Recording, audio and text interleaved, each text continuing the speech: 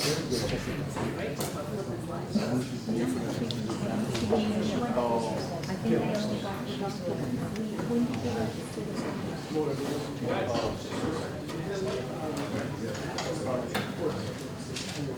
I can grab everybody into their seats whenever possible, we'll get this row back on the show. Show back on the row.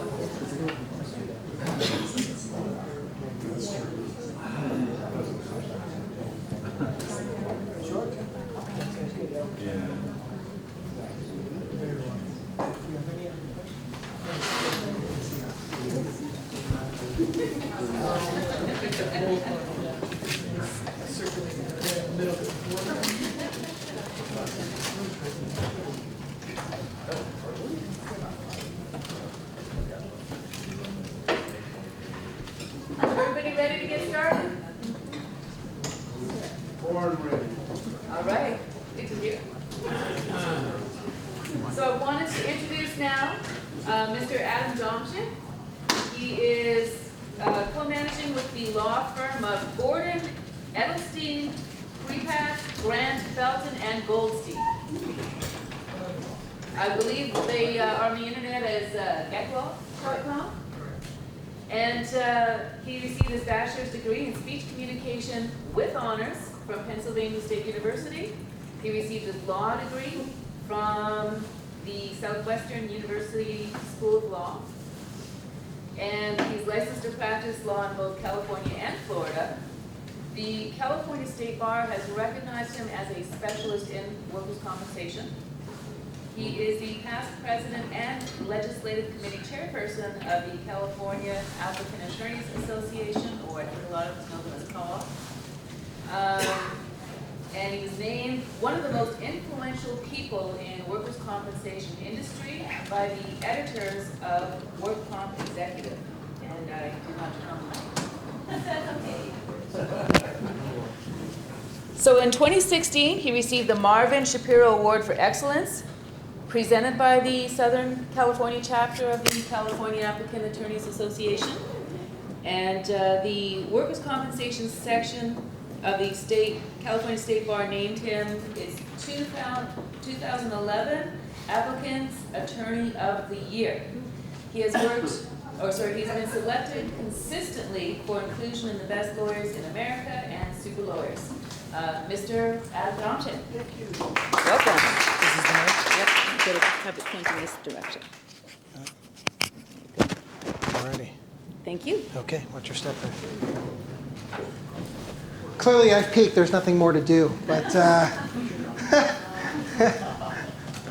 but I think there is, so here I am with you all. Good morning, everybody. Thank you for having me. I tend to move around, walk a little bit, so I might do that a little bit here. When I got the call, got the opportunity to speak, I was pretty excited because although I speak to a lot of groups, I actually get asked to speak to a lot of insurance and defense community-oriented groups, and it's fine, and I'm always the applicant's attorney offering their perspective. When I usually get early, kind of scour the crowd, make sure no one has big objects they want to throw at me. Once I spoke on a panel that was entitled How to Make Sure the Applicant Doesn't Hire an Attorney. That's what I do. It wasn't that hard, though, because I told them all the things that they need to do to make sure they don't hire an attorney, and then I concluded by telling them, you're still going to mess it up anyways, and they're probably going to call me. But in any event, when I have the opportunity to do these, especially with this kind of a size group, it's an awesome opportunity to learn. I'm excited to hear what Jody has to say, and I caught the end of Dr. Cacciarella's presentation. I know we're going to have time for interaction and questions after lunch. So again, thanks for having me, and I'll be around through the end, and look forward to getting to know some of you. So over the next 20 to 30 minutes, let me tell you a little bit about, what's that? Do you want to look into? No, I'm totally good. I just have my outline here on the laptop. Perfect. I'm going to talk a little bit about apportionment. I'm going to talk a little bit about some myths of apportionment. I'm going to talk a little bit about substantial medical evidence and sort of a timeline approach and why that's important for you and for all of us in the system. I'm going to talk about a couple of cases, one that deals with apportionment, another deals with impairment, Benson and Kite. I'm going to give you a couple updated case law analyses and talk to you sort of what's on the legislative horizon. I think I can get through most of that in about 30 minutes, and we'll revisit some of these topics and issues when we speak this afternoon. Let me just kind of share one other anecdote for you. The judges that your reports go in front of, that they have to determine support our settlements or substantial medical evidence, they have conference once a year, a couple-day educational conference. And two judges came to me afterwards just on their own volition to tell me a little bit about the experience. And there were some leaders from the Division of Workers' Comp up in San Francisco that were present at the meeting also. And there was a significant discussion at the meeting this year, just a few months ago, about the frustration at the Workers' Comp Court from the judges about the medical reporting that are coming from medical legal evaluators. This is on the heels of a report that just issued in the last few weeks where the state auditor did an audit of the Q.M.E system and identified a number of problems with how that system is being run by the Division of Workers' Comp. So we're kind of, and as you know, there are regulations percolating that will impact the fee schedule for med legal evaluators.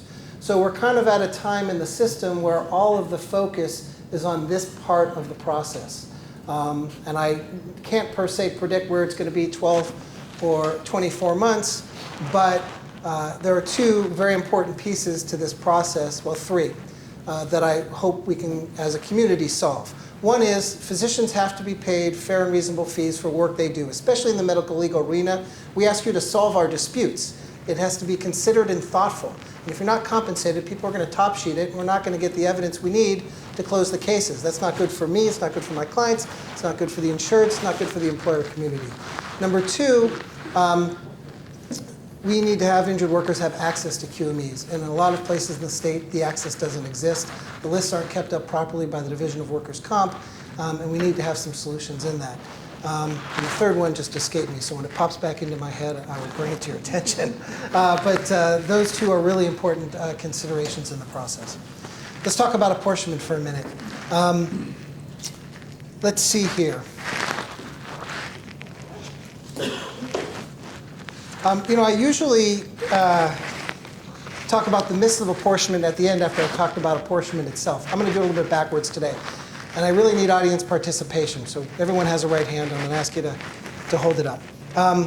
First of all, has everyone in the room been to a educational seminar about apportionment before? Everyone. Okay. Most of you. Okay, great. Everyone in the room, would you agree that you must discuss apportionment in a medical legal report? Okay. Must there be a finding of non-industrial apportionment in every single medical legal report? Okay, right answer. Is a determination that there is no, well, let's see if I can ask this in a Jeopardy way. This is really yes or no. It doesn't require participation. Is a determination that there is no non-industrial apportionment a valid apportionment determination? Yes. And we have language in the code that says if you can't make an apportionment determination, you need to refer to another physician to do so. That's oftentimes misinterpreted to mean that no apportionment means you have to send it out. That is not the case. Must a doctor's report reflect an accurate understanding of the principles of apportionment to be considered substantial medical evidence? Yes. A medical report that does not explain how and why. If you remember anything about a conversation about apportionment, anytime you discuss apportionment, you must say, did I explain how and why I came to my conclusion? If you do that, you're ahead of the game. So a medical report that does not explain how and why it came to its apportionment determination can be relied upon by the court as substantial medical evidence. No, it cannot. Speculative apportionment determinations are acceptable as an approximate percentage of disability caused by other factors. No, cannot speculate. The defendant has the burden of proof in proving the other factors in support of non-industrial apportionment. That is correct. The WCJ or the WCAB shall give defendant further discovery rights and or develop the record to ensure that defendant meets their burden of proof on apportionment. No. The defendant has to solve that conundrum before we get to court and the judge answers makes the final determination. the irony of it all in that last point is that Escobedo, which is the seminal case, after the change in the law in 2004, which is where the how and why standard comes out, Miss Escobedo had injured herself. I think she worked at Walmart, if I remember correctly. And the WCAB was evaluating a new standard of apportionment and applied it to the facts without giving the parties the opportunity to actually develop the record to answer the question as to why the new standard should apply, which was really shocking and a little backwards. But in any event, it left us with the courts don't always get it right all the time either, actually. But it leaves us with our standard of how and why. So how has apportionment and apportionment issues developed since the Escobedo decision back in 2005, 2006, to where we are today, and what are some things that you need to consider? There was another seminal case in 2007 called Brody, and it's important to understand what Brody tells us about the definition of permanent disability. Permanent disability is understood as the irreversible residual of an injury. A permanent disability is one which causes impairment of earning capacity, impairment of the normal use of a member, or a competitive handicap in the open labor market. Thus, permanent disability payments are intended to compensate workers for both physical loss and loss of some of all of their future earning capacity. So let me just stop there and give you pointer number one on apportionment issues as it relates to me advocating for one of my clients. Yep. Did it fall? Want to put on my jacket?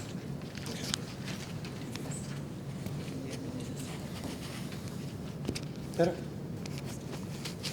Okay. No worries.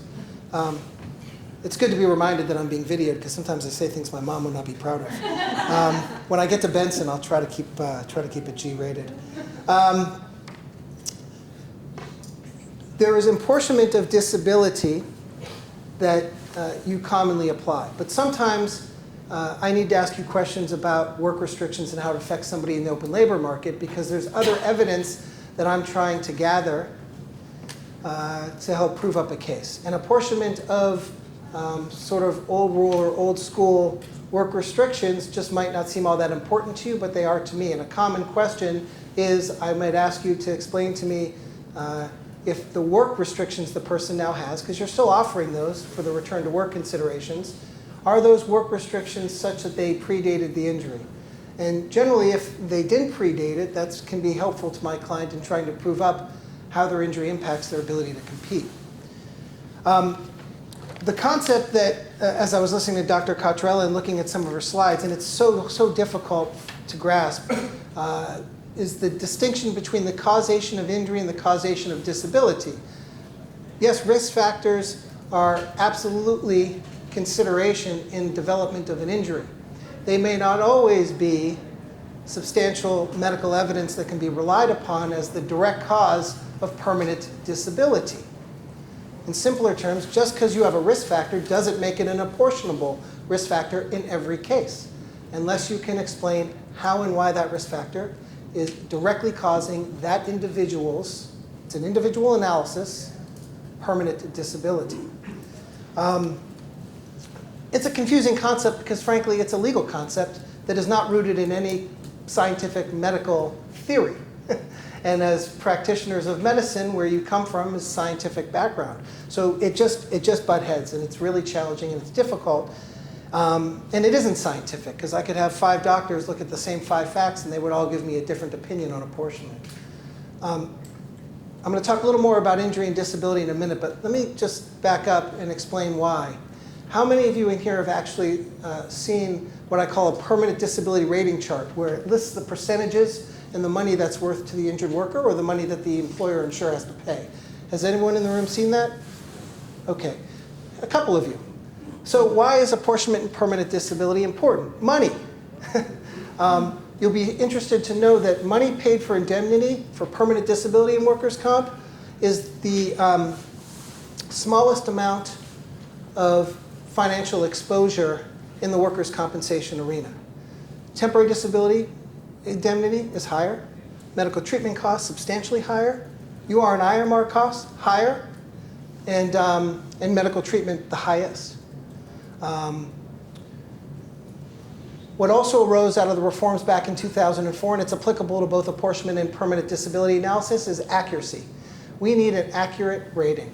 And that's where the Alvarez-Guzman cases emphasize, and it's actually incorporated in the law in 2013, that the parties are to identify and find, through their reporting physicians, accurate permanent disability.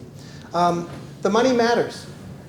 When a physician just willy-nilly says, there's 2 injuries, it's 50-50, that makes a big difference to the recovery to the injured worker and the savings to the employer. On that same scale, the higher we go up the scale, the more money the person gets paid. 1% is worth 3 weeks of permanent disability paid at $290 a week. That's the maximum permanent disability rate. If you had an earnings of $200,000 a year, you can't go back to that job until your percentage of permanent disability is paid out. You get $290 a week, tax-free. That's the cap. So if you're 10% disabled, it's worth about $10,000. If you're 20% disabled, it's worth about $24,000. And it goes up a little bit because the weeks expand, but the rate is the same. And the exposure in these cases changes at 70%. Because at 70%, the injured worker gets something around $100,000, $120,000 in that range, depending on the schedule. But after that, they get another payment called a life pension payment, which pays them a small sum for the rest of their lives. That life pension payment at 70% starts around $80 a week. And if you are 99% disabled, it can go as high as about $260 a week. And that particular benefit is adjusted by cost of living.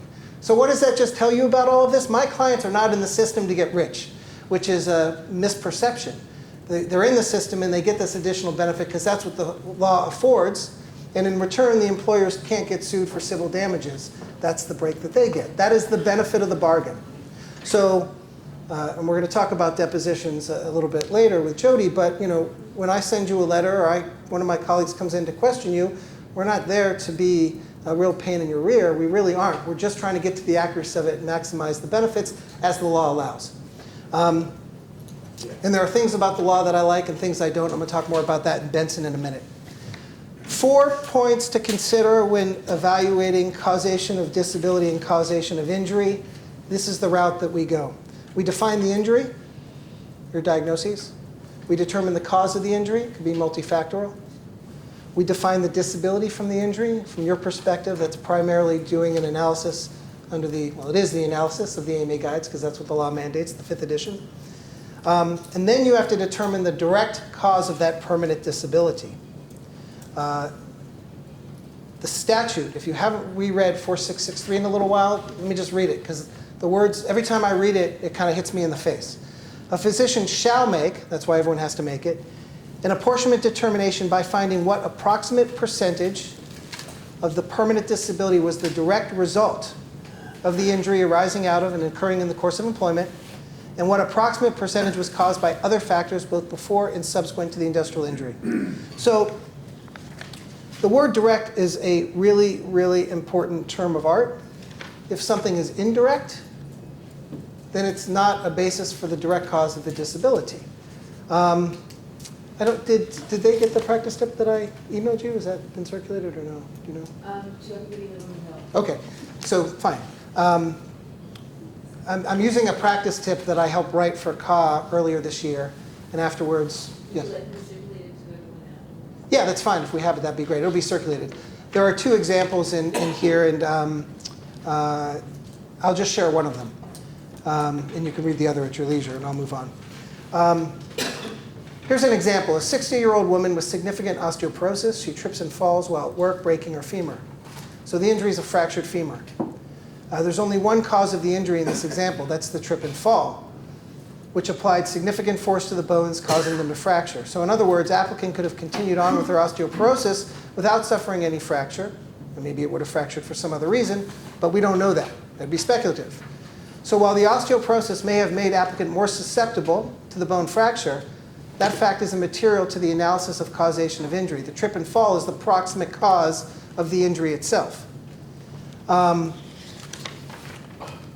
The definition of disability in this case, in this particular case, her residual disability was a limb length discrepancy, about a 2% whole person impairment. And that was based on how the fracture healed. in this particular example, I would argue, I believe the law supports it, that if you look only to the disability and what caused that disability, it's the leg-limb discrepancy, which was directly caused by the fracture itself and its resulting healing.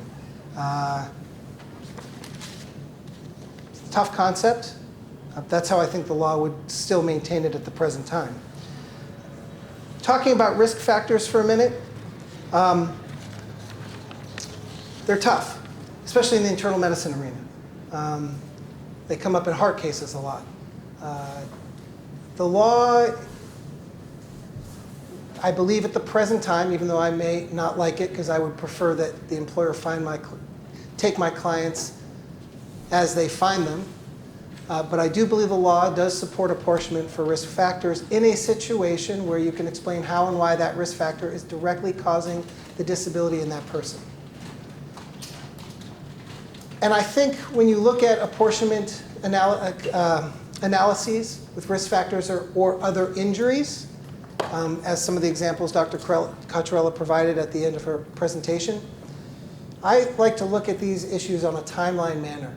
When my client comes in to see me, I'm trying to see how remote, how recent the symptoms, the condition, the risk factor is. If I have someone who smoked for 6 months 35 years ago, and they now have a pulmonary problem from exposures of work, and they were at work for 6 months or 16 years, these are all factors to think about. And I think the longer the person's at work and the longer they have exposure to the continuous trauma exposure, that probably leans more heavily to work being more the predominant cause than maybe some other apportionable factor that can be substantiated. I do a presentation on occasion with former Judge Ray Corio, who updates quite regularly an apportionment outline. And he loves to put in the outline every year cases where the court just sent the judge's decision back because the doctors didn't explain how they came to their apportionment conclusions. And he's always famished. He's always worked up over it whenever we speak. He says, I cannot believe it. We're 14 years past the change in the law in Escobedo, and they still can't write a report and tell me how they came to their conclusions. So the how and the why is key. And looking at the factors on a timeline, I think, is a very big deal.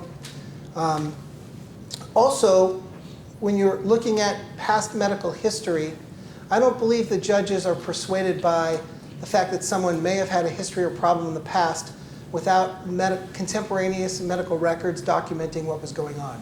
If my client says, well, I don't really remember getting treatment to my elbow, and the records show there was treatment to the elbow and residual problems, the judge is going to not believe what my client has to say. So not that the records are always right, but they are really, really, really important. And I raise this because if they don't exist in a case, it's hard to speculate as to what the apportionment is or give great weight to a history without medical documentation. Sometimes you don't have it. Sometimes they didn't do a diagnostic test that you would have liked to have had 20 years ago. But that's just the law. So what about the law would frustrate you and frustrate me, or all of us in the community, is I like to use this analogy. It's not the best analogy because I call it the workers' compensation playground, and because for the people involved, especially my clients, usually the connotation with the playground is you go somewhere to have fun, and being in workers' comp isn't necessarily fun. But the one thing I appreciate about the playground analogy is that there are rules on the playground, right? And you go to the playground, you know when it's open, how tall you have to be to ride on the ride, what you can do and what you can't do, what you can bring and what you can't bring into the playground. If you're a physician and you don't like a particular way the guides tells you to rate something, or you don't like this apportionment rule, it's not enough to just say, well, I don't like it, I'm going to do it a different way. Those are the rules, you got to play by those rules. When it comes to the Benson case, this is a particular case that when I go into the playground drives me completely bonkers and nuts, and I cannot stand it. And I think it's the stupidest case ever decided in workers' comp in my 20 plus years participating. But it is a part of the rule of the playground, so I must understand the rule and play by it. Let's change gears and talk about Benson for a minute. How many of you have read the Benson case? Don't be shy. Okay, about a quarter of you. How many of you have had to address a Benson issue in a medical legal report? Okay, about half. Okay. Can anybody in one word tell me why the Benson issue is important to the employer and to the injured worker? Just in one word? One word. Oh, wait, exactly. Whoever said it. Money is right. It's a money issue. So if we had more time, I could explain to you the entire background as to how we got to the Benson rule. And it is, from a legal point of view, kind of fascinating, but we don't have the time, and it might be more fascinating to me than to you. But Benson is stupid because of the following. First, let me explain to you the rule. The Benson rule says that that a reporting physician, if there are more than one injury directly causing the industrial permanent disability. I have a sheriff. He's injured in January and in July of the same year to his back, both in altercations with a suspect. Okay? If the doctor believes that those injuries are both directly causing his residual, final, permanent, accurate disability, the doctor under Benson shall make an apportionment determination between the two injuries. But there's an exception, and the exception is important. In a rare and limited circumstance, that's what the case says, where a doctor can't do that, then the doctor can indicate that he cannot medically parcel out the permanent disability between the two injuries, and the injured worker gets a combined award. Now, you've heard the phrase, if you waded in this pool, inextricably intertwined. So that's not in the case anywhere except in a footnote. The term is actually medically parcel out. You can use them somewhat interchangeably because everyone in the community and the judges understand it to be the same, but accurately it's medically parcel out. So let's pretend that my sheriff ended up having a 2-level fusion, and the report rates 50%, which entitles him to $75,000 approximately. Okay, $80,000. Let's make it 80. Make it easy. And the doctor says, well, he had 2 injuries, so I'm going to apportion 50% to the first and 50% to the second. Well, problem number 1 with that, the doctor didn't explain how and why. That'll never fly. It's not my burden. It's Jody's burden. I just gave her the best tip. She knew that anyways. I'm kidding. She knew that was her burden. In fact, I walked up to her and shook her hand and said, hey, portion, it's your burden. But if the doctor explains it, and let's say there is some evidence between the first injury and the second injury that the doctor can rely upon, an MRI, clinical findings, and the doctor somehow, some way can explain why it should be 50-50. On that scale that I told you about, instead of getting $80,000, my client might get $60,000. So how does this make sense? How in a public policy does it make sense that my sheriff, who's out protecting the community, should get $20,000 less because he had 2 injuries for the same employer, when he has a colleague, his partner, had 1 injury and gets the $80,000, had the same exact injury with the same exact surgery? That's why the case is absolutely bonkers stupid. It makes no sense. Why does the employer bear the burden of that savings? How would that work inside? The same police officer was assaulted by this 2 individuals. Is somebody saying 50-50, he gets nothing? No, you just get, no, that's a good question because you're talking about predominant cause. The courts have held that predominant cause can be met by multiple injuries, so it would not impact their right to get it, but he would get less money because it would be split up on the money. Okay? So what do you as the physician do with that problem that I've just raised? I get frustrated when I'm deposing a doctor and they have played by the rules and they've rightfully explained the Benson and I just don't like it, but I'm stuck with it. So my last question is, do you think that's really fair? And they always tell me it's not fair. That isn't your obligation here, is to make a determination really as to what's fair. You have to do what the law mandates you do, and that's analyze the evidence. And my position to you is that it isn't always easy to split them up. And it isn't always easy to explain how and why. Where you can, I don't like it, but you got to do it. Understand the impact of it. There are a number of reported cases where the court has upheld the Benson exception. And it's usually in situations where the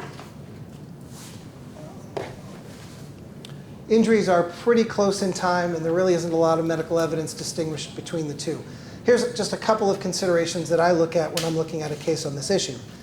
Did the second injury prevent the first injury from healing properly? In part, maybe because they were close in time or the person was still undergoing active medical treatment between the first and the second. Maybe there wasn't diagnostic testing to really delineate between the first and the second. In those cases, it might be hard to split them up. The first injury has actually rendered that injured part of body sufficiently weak or more sensitive to the second incident, has just contributed to the damage in such a way that you really can't justify splitting it up. Although it's not required under the current analysis that the timing of the multiple industrial injuries become permanent and stationary at the same time, I think that's a consideration. I mean, if one was clearly permanent stationary 2 years earlier and it was never really sort of unpermanent stationary or un-MMI, and the person has a new injury to the same part of body, then there may be evidence there to support splitting it up. But if you have two injuries close in time and they really all kind of come stable at the same time, and now you're trying to figure out the direct cause of the permanent disability, I think the fact that they kind of reach their maximum medical point at the same time is something to consider. A couple other considerations. If the first injury really is just very insignificant, yes, to the same part of the body, yeah, it happened, but you really believe that there's evidence that the direct cause of the disability was all due to the mechanism of, say, the second injury, you can say, yeah, there were two injuries. It doesn't mean that there has to be apportionment of permanent disability on both. In some cases, I have people who have multiple kind of minor specific trauma, and in the end, the doctor really looks at it and says, that's part and parcel of their employment. I really don't see, those were micro traumas. To me, it's the bigger picture of a continuous trauma here. So I don't really have to address Benson on multiple specifics. To me, this is identifiable and best told and best described as one long continuous trauma. So those are some things to consider in that analysis. Two last points from me. Case law, let's talk about that for a minute. I saw it on your slides, Dr. Cottrell, and you left it for me, so thank you. There was a case from February of this year, Gary Mills versus American Medical Response. It's just another example of how the Benson exception applied. In that court, the WCJ found that the applicant was entitled to an unapportioned award of 100% permanent disability, even though the injured worker had 4 separate specific injuries and a cumulative trauma injury during his long employment as a paramedic. In that case, actually, although the orthopedic examiner was able to apportion between the multiple industrial permanent disabilities, the internal medicine physician was not able to. They didn't have the evidence to be able to explain how and why they could. So that just leads to highlights another point in an apportionment situation. You get to make in your specialty your own determination. You're not bound by, if you're the psychiatrist, you're not bound by the orthopedist. If you're the orthopedist, you're not bound by the internist. In fact, if you're the internist and you say, I just follow the apportionment of the orthopedist, your report is not substantial evidence. Now, you could follow the orthopedist. That is certainly an option if you can explain it. But it's not mandated, and it's not enough to just say, I follow the other doctor's conclusions. So in this case, the internist had his own analysis, or I think it was a he, and the court upheld it. The legislative horizon. We had a new governor last year, and there wasn't anything too terribly earth-shattering in the work comp arena that the governor weighed in on with respect to the issues we're here to talk about today. But there is a bill pending, what we call a 2-year bill. Our legislative session is 2 years. And this bill started out in the Assembly and is parked in the Senate at the moment. It was rewritten on the way to the Senate. In its current language, it won't be its final language. I'm 100% sure of that. Now, whether it turns into language that ultimately gets through both houses and on the governor's desk, I don't know. But you want to keep an eye out for it. It's Senate Bill 731. And the premise behind the bill was to address the following problem. Current law requires a physician who prepares a report addressing the issue of permanent disability due to an industrial injury to address the cause of the permanent disability in the report, including what approximate percentage of the permanent disability was caused by other factors, before and after the injury. We know that. We just spent some time talking about it. If this bill would prohibit consideration of race, religious creed, color, national origin, age, gender, marital status, sex, sexual identity, sexual orientation, or genetic characteristics to determine the approximate percentage of the permanent disability caused by other factors. There's been some cases that have tried to, and succeeded in some instances, talking about genetic predisposition as a basis for apportionment. There have been other cases that have shot that down. This bill is important for a couple reasons. One, if we have clarity as to what can be apportioned to and what can't, we'll cut back on litigation, make your jobs easier, and life will move on. The other reason why this is important is because there is nowhere in employment law anywhere else in California where you can treat somebody differently based on all of these characteristics, except workers' comp. It's ridiculous. As an advocate, I think it is. That's the pitch to the governor. That's the pitch to the legislature. We should treat similarly situated employees the same, whether it be in the work comp setting or any other employment setting. Whether that bill actually makes it to the governor's desk, your guess is as good as mine. But I do think it's an important public policy discussion that needs to be had as to how California is going to treat its injured workers related to these immutable characteristics. So that's my time for the first part here today. I will turn it back over to Susan, who will introduce Jody, and then I think we're going to have lunch. And please come up and ask any questions during lunch, and then certainly we'll do that here as a group afterwards as well. So thank you again for having me. It's a pleasure.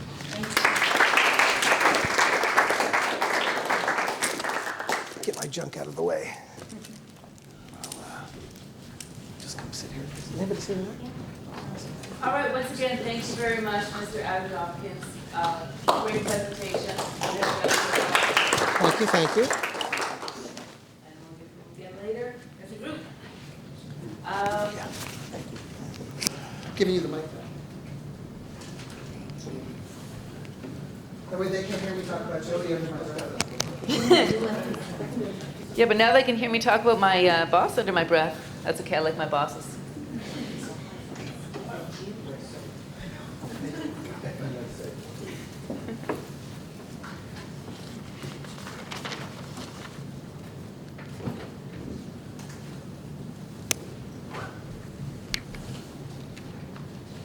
All right, Ms. Jody Filkins is the sole proprietor of the law offices of Jody P. Filkins, and she is a workers' compensation defense attorney. She comes very highly recommended, especially by Dr. Cocciarella, who told me that she was, what were her words, unrelenting, took no prisoners, put me through the ringer, still recovering from the experience, but have great respect for her. Something to that effect. So Jody's legal career has spanned the spectrum of civil defense over the last 25 years and includes expertise in personal injury, product liability, bad faith, subrogation, and workers' compensation. Her current practice is devoted to defending public and private, self-insured enterprises and self-insured businesses before the Workers' Compensation Appeals Board. Jody Filkins is also a current commissioner of the first California Citizens Redistricting Commission. This is, depending on your political affiliation, might be very interesting for you. This was the commission responsible for drawing the voting district boundary lines for the State Senate, State Assembly, and all congressional districts throughout the state of California in 2011. So, without further ado, Ms. Jody Filkins, thank you.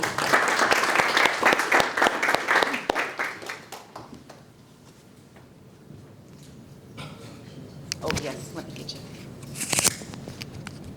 I'm making the same mistake I made before. This side, it's easier.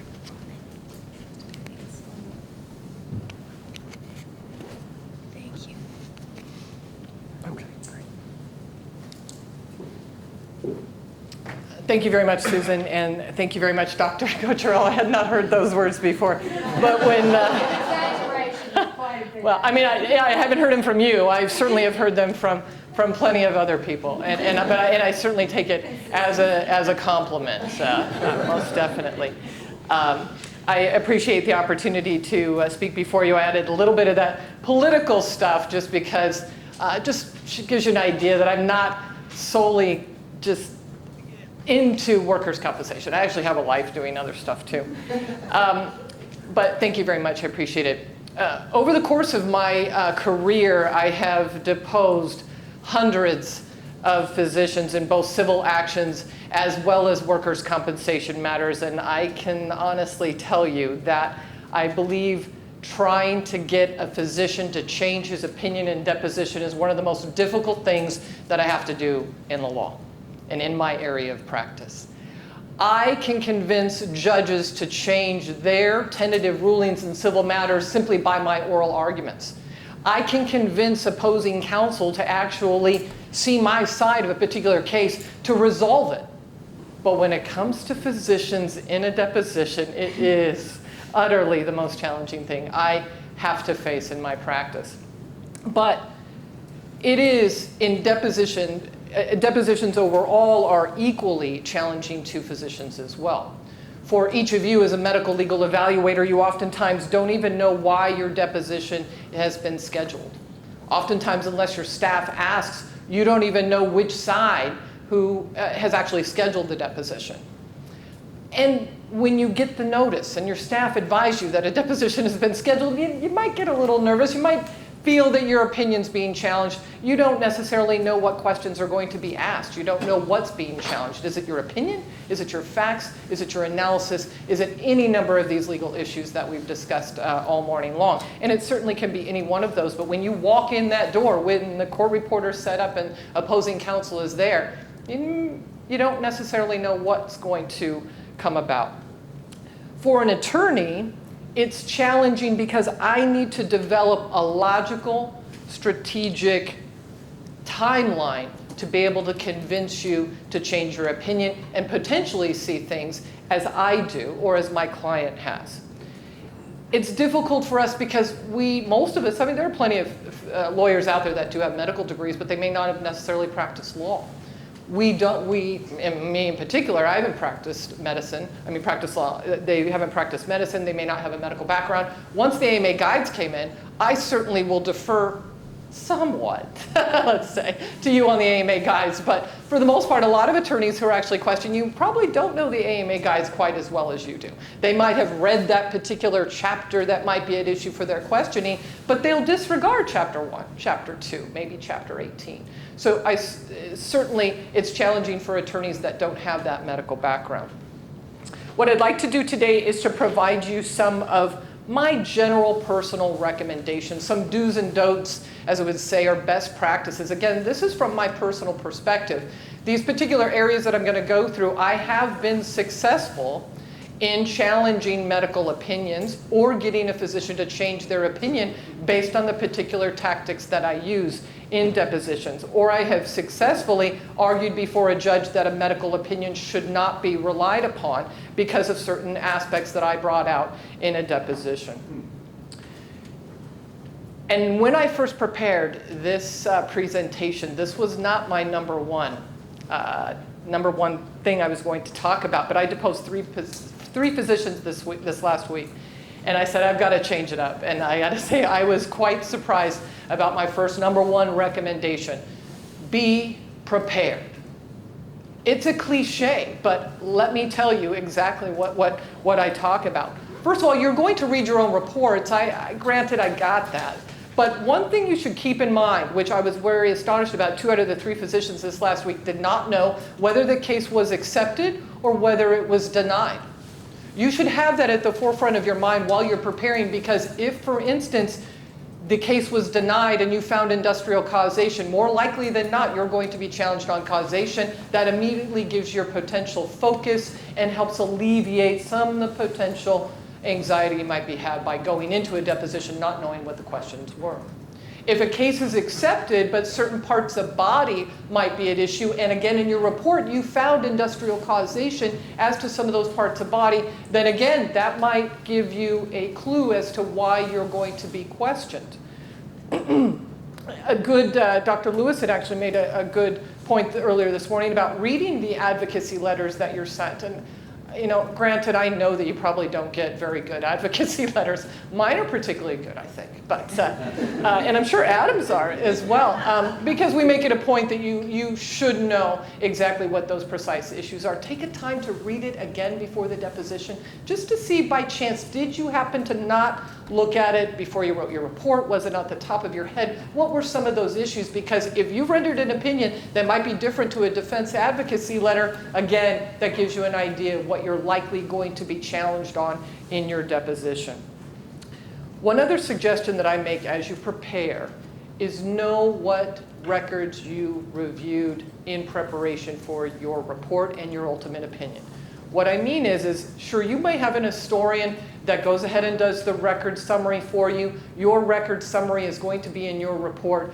But I strongly suggest you put a Post-it note next to you and say, I reviewed Kaiser, I reviewed the deposition transcript, I reviewed job description, personnel records. Just highlight that. Because more than likely, at the time that you prepared your report, you relied on those records. When you're sitting in deposition and somebody tries to challenge you about whether or not you reviewed something, you can be confident to say, yes, I reviewed those records, and that helped form the basis of my underlying opinion.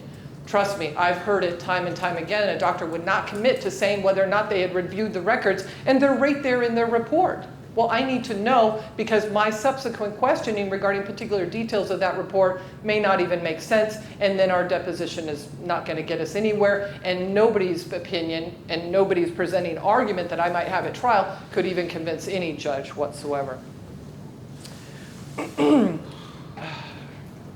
At this time, and based on what happened this week, I generally had not ever challenged a physician about the time in which they took to prepare.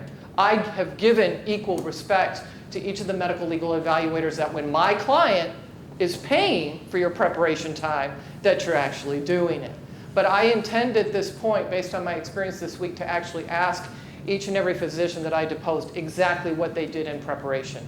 Because what I encountered this week was, from my perspective, a little lack in professionalism, because it completely told me that there was no preparation that was involved, and my client was actually paying for preparation, because all the physicians did was immediately refer back to their report and never demonstrated that they actually had any cognizant understanding of the facts and circumstances of the case. And that's quite troubling. So I do encourage you to actually be prepared. By being prepared, whenever you're challenged over particular inconsistencies, you can certainly bolster your own opinion to say, I have reviewed those records. Those were the basis upon which I made my underlying opinion, and I'm here to explain in deposition precisely why I believe, X, Y, and Z, whatever the challenged question may be.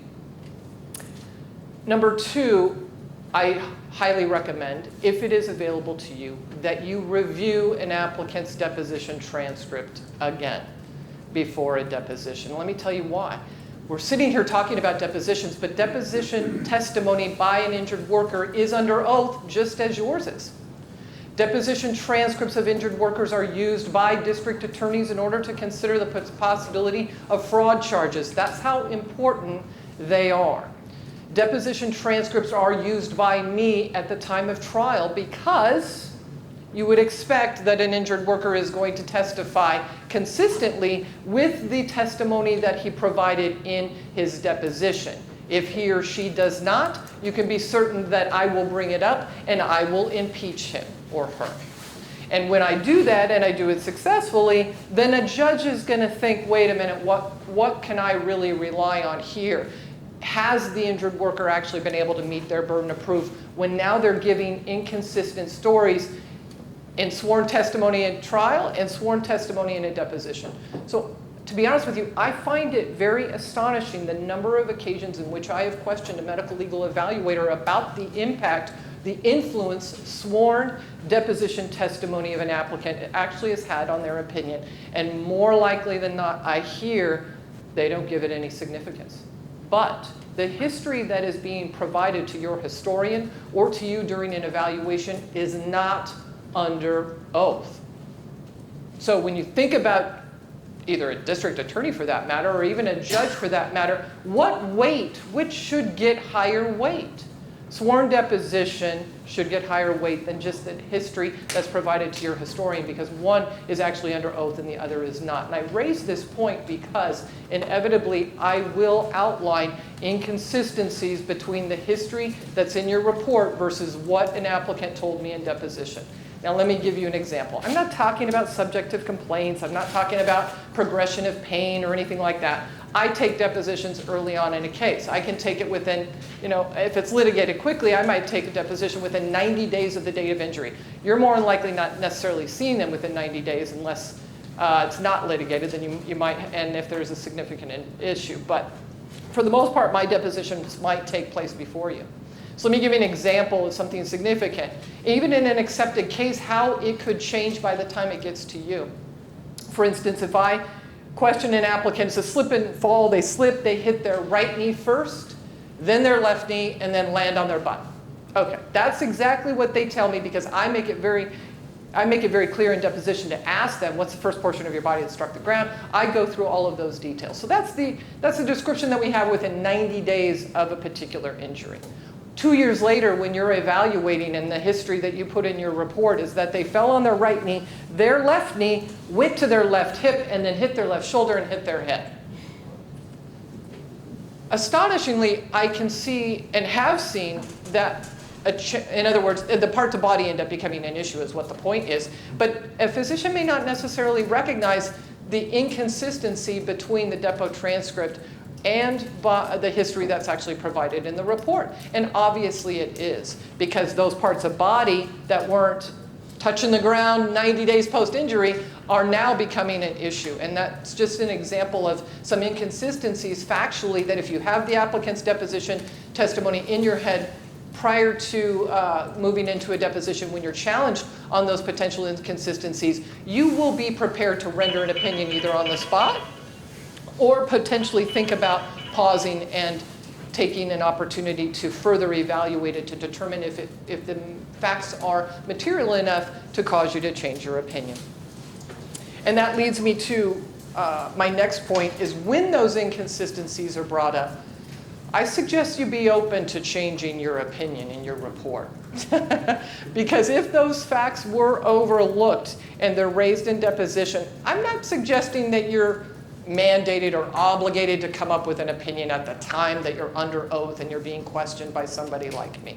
Certainly take the time if you feel it is significant enough and material enough to a determination of, for instance, industrial causation or impairment or apportionment. If you need to pause, that's fine. I'll give you as much time as you can in deposition. But I will also, if you need additional time, asking for additional time in which to reevaluate it and write a supplemental report is certainly to your prerogative as well, because trust me, what I do see oftentimes by physicians, if I bring out those inconsistencies, and if that physician is not prepared, what are they going to do in what they did this week? They're going to, quote, double down. They're going to double down on their opinion. They're just going to read from their report into the record, and it's going to infringe on their credibility. Because if you're going to discount and discredit the facts that I have brought up that are inconsistent, I will make the argument to the judge that you were ill-prepared and that your deposition testimony also cannot constitute substantial medical evidence, and I will ask that it be stricken as well as your report,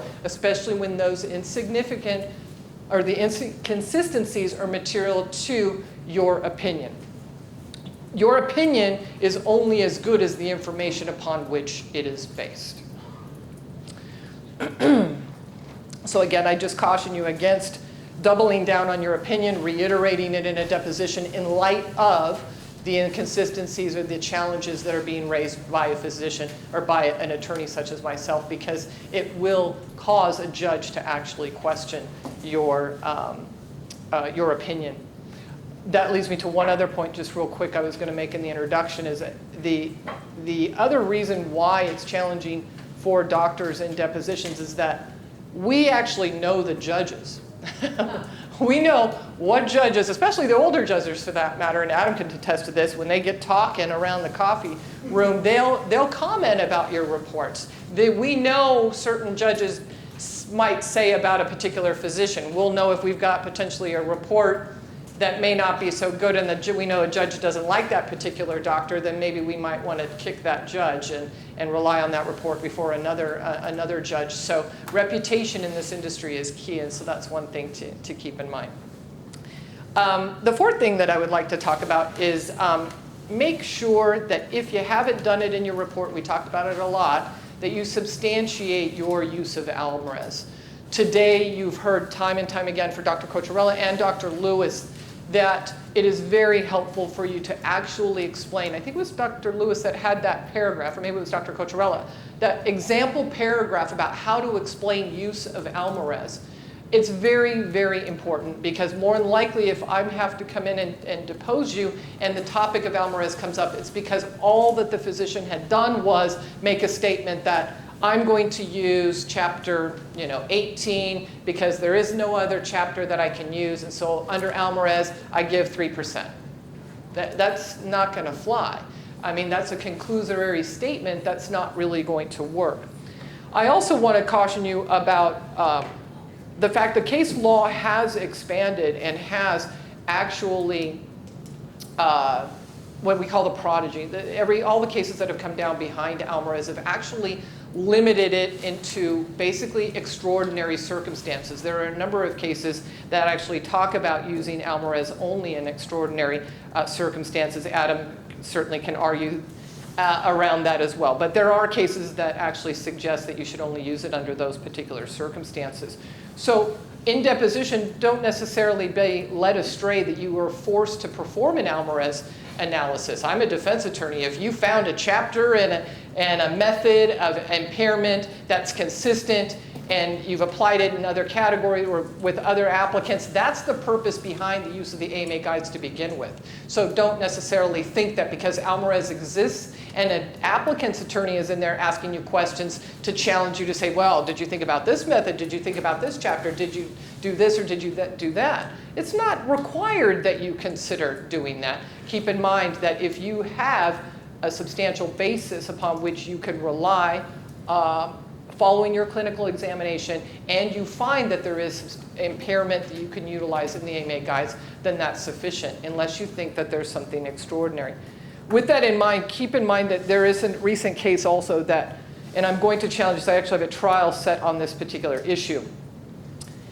There's a case called City of Sacramento, which again reiterates the fact that you're to use a chapter, table, or a method of assessment of impairment that's in the AMA guides. A physician may not arbitrarily assess impairment. Now, it seems kind of logical, but I deposed a physician that admitted to me in deposition, which I knew already, that the method that he had used for the assessment of the impairment was not a method that was in the AMA guides. What he did is he had arbitrarily came up with a percentage of diminished capacity of some sort, and then multiplied it by some other percentages that were in the AMA guides just because the condition, which in this case was tendinosis, maybe epicondylitis, it wasn't in the AMA guides. There wasn't any rateable impairment. So in his clinical judgment and his clinical expertise, he felt that this was the best manner in which to assess impairment because he just simply didn't like the fact that the AMA guides didn't allow for the impairment under those circumstances. Well, I'm going to use this case to actually indicate, because the doctor doubled down and actually reiterated that the method was not in the AMA guides, and he just wanted to qualify to say it's allowable because in my clinical expertise, I'm going to do this under Alvarez. And so if I ever have the opportunity, I'll let you know how I will succeed. But I really believe that I was able to just walk the physician down and have him double down on confirmation that what he did was not using the AMA guides. And so we'll see how that turns out. Apportionment. So this obviously is another area, a topic that you probably get into in every deposition that you're ever going to be involved in. And so certainly because it is an area that both sides have interests on. So either side is going to depose you, more than likely the issue is going to come up.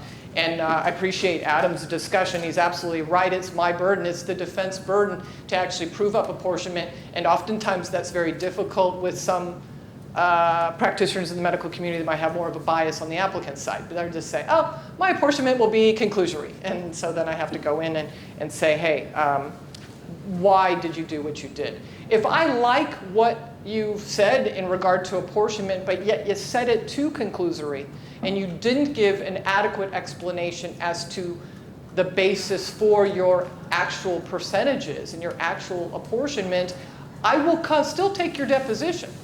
But I'll do it to bolster your opinion because it's my burden that I want the judge to rely on your opinion. I need to make sure that you have filled it up, made it substantial so that the judge could actually rely on it, because Adam's right, it is my burden to prove that up, and I must do so before he ever files for a hearing to try and pull the rug out from underneath me before I have a chance to actually get in there and clean that up. But I will do that.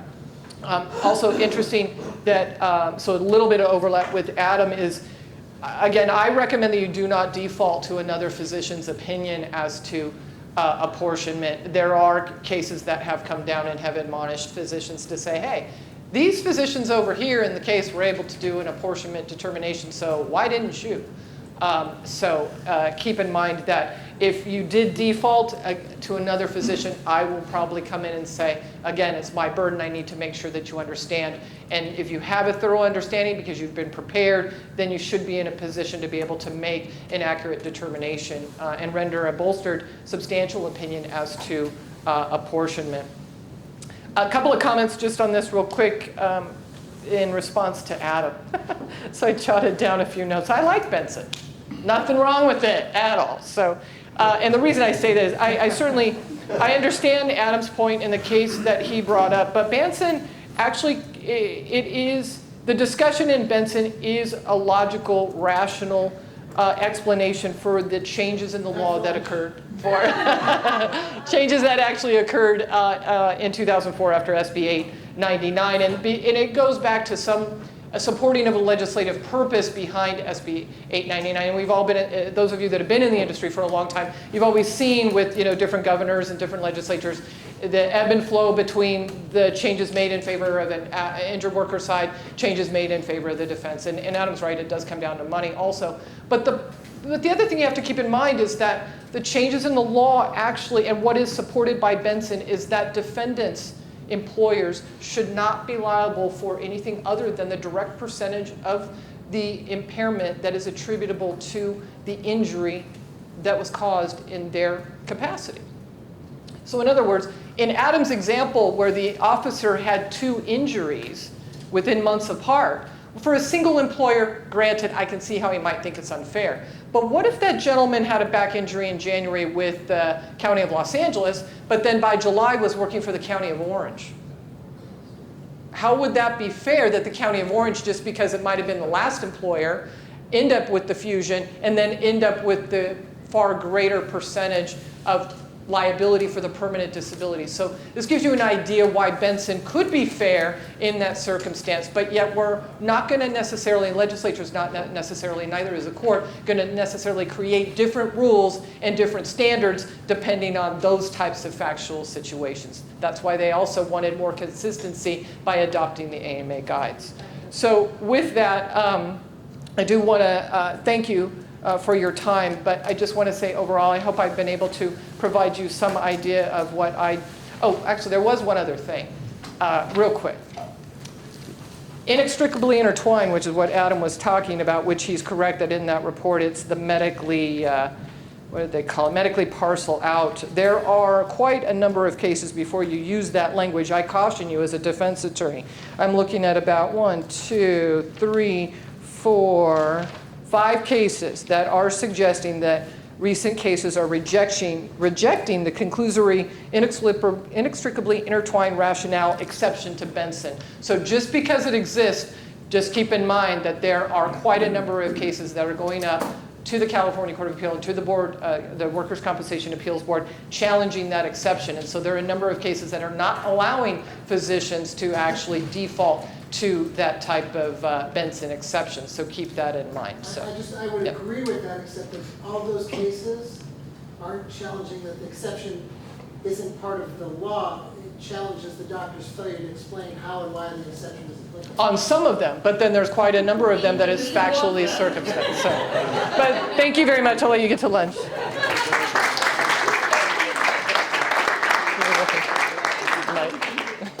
you very much.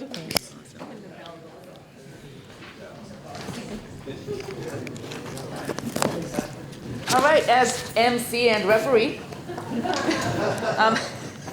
So there were, I just happened while I was sitting there, I found the original sticky notes from when Dr. Cottrell was saying, I want you to ask this lawyer to speak, and it was Jody Filkins. And there were 3 more words I haven't mentioned that Dr. Cottrell used. And I think you'll all agree with me that she is a straight shooter, articulate, and impressive. Thank you. Thank you very much.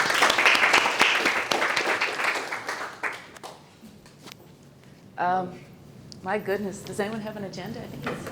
I think it's lunchtime. Is it lunchtime? Does everybody's agenda say lunchtime? Let's go get some lunch. For those of you who have been requested to go upstairs, you know, if you're ready to go now, someone will take you up now. And if you want to wait a bit, you know, have some lunch first and we'll get you up. And we kind of want to bring 2 people up every 10 minutes. And there's just a few people that we've asked to go upstairs. It's a little, doing a little intercompany videography stuff. So